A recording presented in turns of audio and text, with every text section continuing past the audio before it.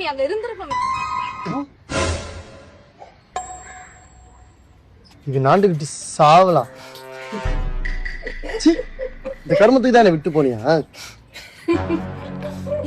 அப்படி பாக்காதடா, எனக்கு சத்தியமா அவனை யாருன்னே தெரியாதுடா. என்ன நம்புடா ப்ளீஸ்டா, வா நம்ம இங்க இருந்து போயிடலாம். இல்ல உனக்கு பிரச்சனை, நான் தான் உன்னை வேணாம் சொல்லிட்டேன்ல, ஆனா நான் பிரேக்கப் பண்ணல, திருப்பி எதுக்கு என் லைஃப்குள்ள வர? இது என்ன இது? என்னால உன்னை மறக்க முடியல. அவளை பாரு, அவ குரலே ஏதோ ஆம்பளை தொண்ட மாதிரி இருக்கு. அவளை விட நான் எந்த விதத்துல குறைஞ்சிட்டேன்? நீ ஏன் முடியலாம் வெட்டிட்டு இருக்கிற? கம்பெல்லாம் கட்டிட்டு இருக்கிற? உடம்புலாம் ஏத்திட்டு இருக்கிற? ஐயரா பட்ட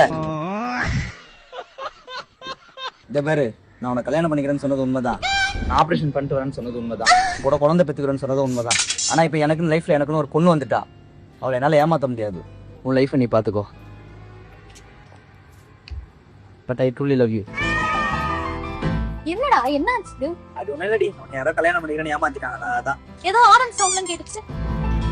இந்த ஏமாத்துறதுக்குலாம் வள்ளிப்பு வந்து சாவம் மாட்டா. சரி நீங்க உள்ள என்ன பண்ண? இந்த மாதிரிலாம் நடக்குதா? எனக்கே தெரியல. தெரிஞ்சா சொல்லுங்க.